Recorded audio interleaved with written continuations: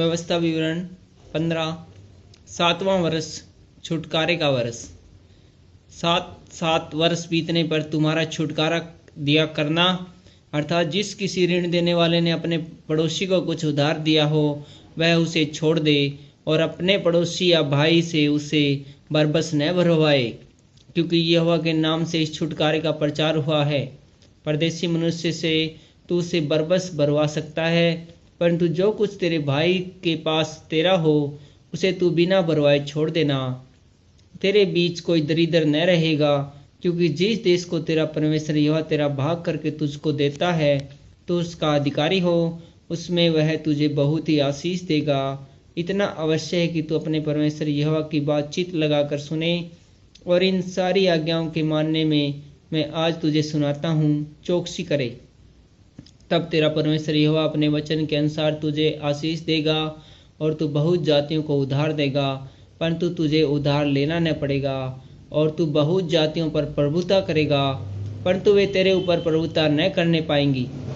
जो देश तेरा परमेश्वर यहोवा तुझे देता है उसके किसी फाटक के भीतर तेरे भाइयों में से कोई दरिद्र पास हो तो उसे उस दरिद्र भाई के लिए न तो अपना हृदय कठोर करना और न अपनी मुट्ठी कड़ी करना।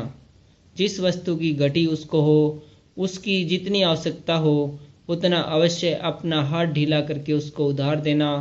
सचेत रहे कि तेरे मन में ऐसी उद्यम चिंताएं न समाये कि 7वें वर्ष जो छुटकारे का वर्ष है वह निकट है और अपनी दृष्टि तू उस दरिद्र भाई की ओर से क्रूर करके उसे कुछ न दे और वह तेरे विरुद्ध यहोवा की दुहाई दे, तो यह तेरे लिए पाप ठहरेगा।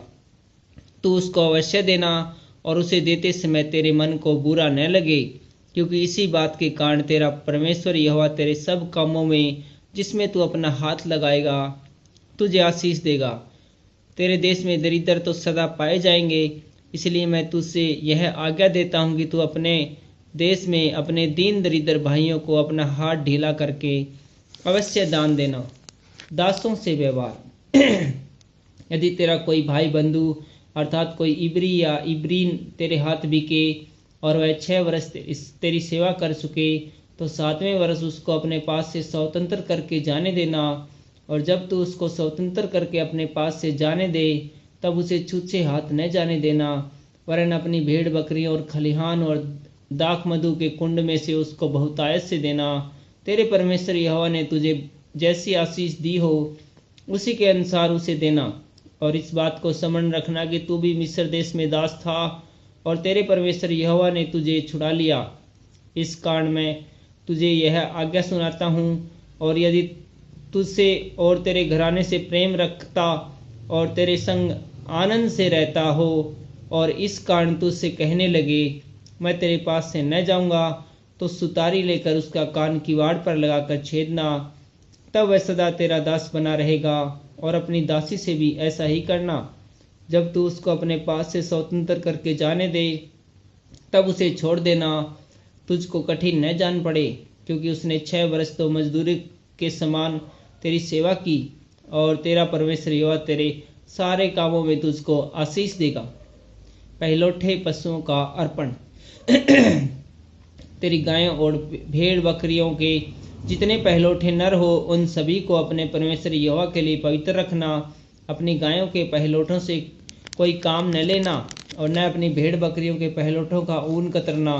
तो उस स्थान पर जो तेरा परमेश्वर यहोवा चुन लेगा तो यहोवा के सामने अपने अपने घराने समेत प्रति वर्ष उसका मांस खाना। परंतु यदि उसमें किसी प्रकार का दोष हो अर्थात वह लंगड़ा या अंधा हो या उसमें और ही प्रकार की बुराई का दोष हो तो उसे अपने परमेश्वर यहोवा के लिए बलि न करना। उसको अपने पहलौठों के भीतर खाना, उसे अपने फाटकों के भीतर खाना। शुद्ध और अशुद्ध दोनों प्रकार के मनुष्य जैसे चिकारे और हिरण का मांस खाते हैं वैसे ही उसका भी खा सकेंगे, परंतु उसका लहू न खाना। उसे जल के समान भूमि पर उंडेल देना। Thank you.